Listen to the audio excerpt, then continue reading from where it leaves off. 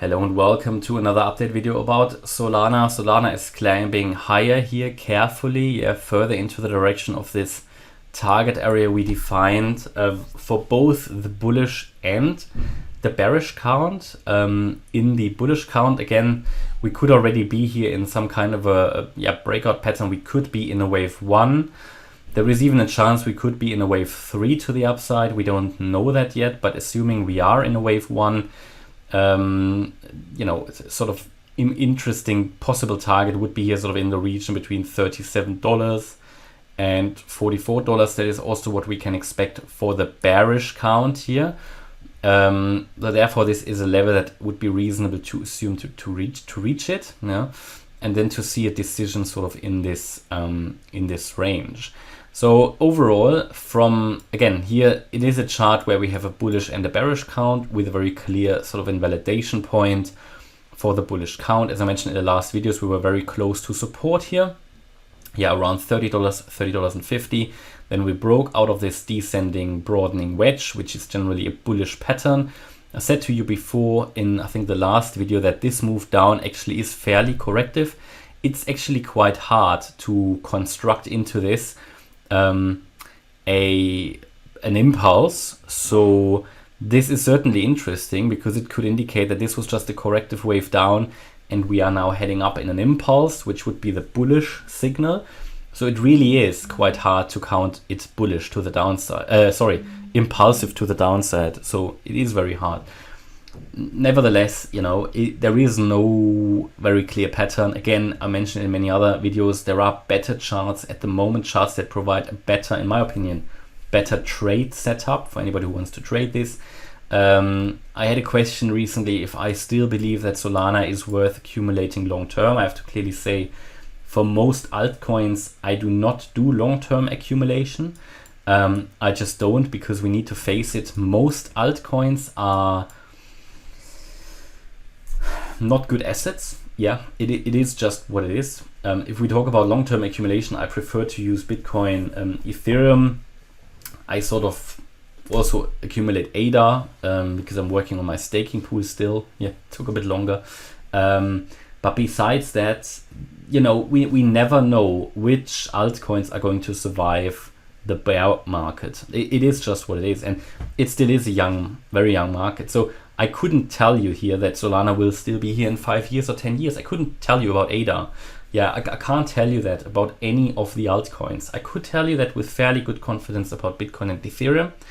But if we talk about long-term accumulation, I just couldn't, because even if we talk about metaverse coins, Mana, Sandbox, Gala, maybe Ape, I mean, which one will be here in 5 years? I have no idea, This is a very young market, and they could theoretically print as many coins as they want. I know some might not, some might.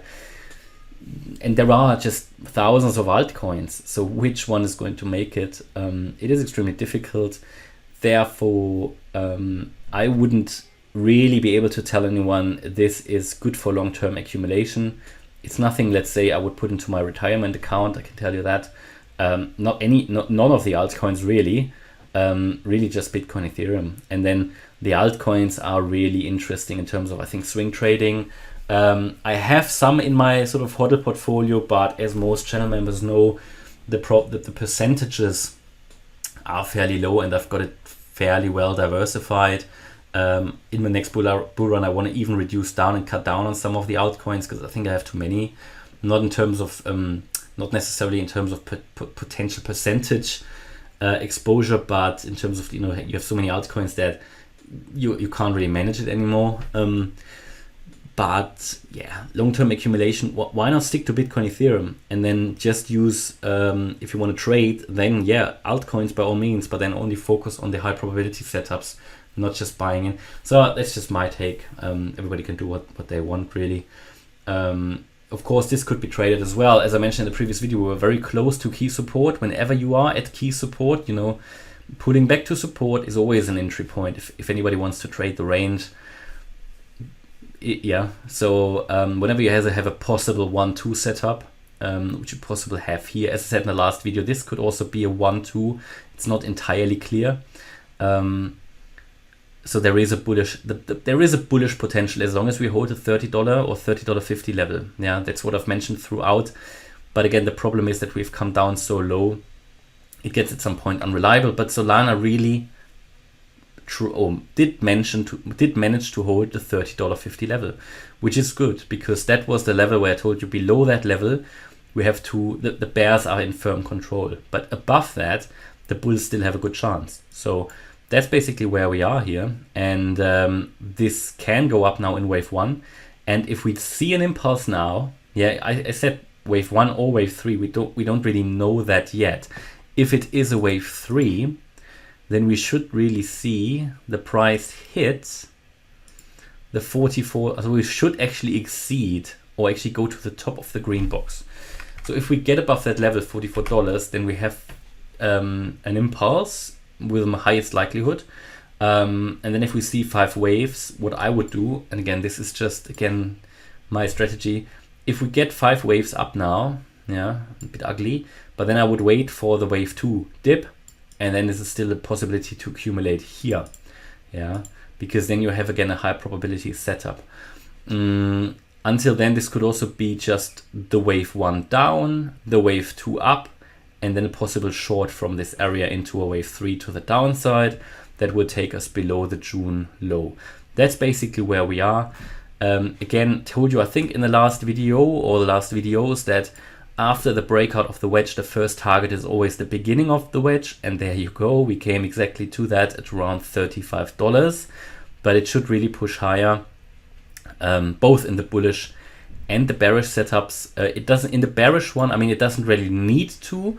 It would be ideal. All we can do is look for the ideal setups here, because in the bearish count, I mean, we've reached now the 50% fib level. Let's face it, just from that particular move here. But if we count all of this as a wave 1 down, then yeah, then we should go a bit higher.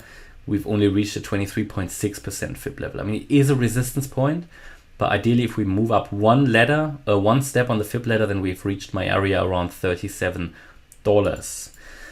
Yeah, that's where we are. Yeah, so primarily I would expect here rising prices. Yeah, we don't need to, right? Still, this is a chart where at the moment we don't really have a clear setup. So sometimes it's just best to stay away from it. As I said, we had a breakout here. Yeah, that obviously could have been traded. Now to jump on the train when we're quite far away from support is, again, of course, not a good idea. In my opinion, it's not. You can do what you want, especially as we're just below the 50-day moving average, which is always acting as resistance. So again, important will be now to see what happens in this area and how the next retracement will look like. All right, and that's my update about Solana. So hopefully you liked the update. If you did, please hit the like button, leave a comment and subscribe. And if you really like the content, please check out the channel membership. Thanks a lot for watching. Bye-bye.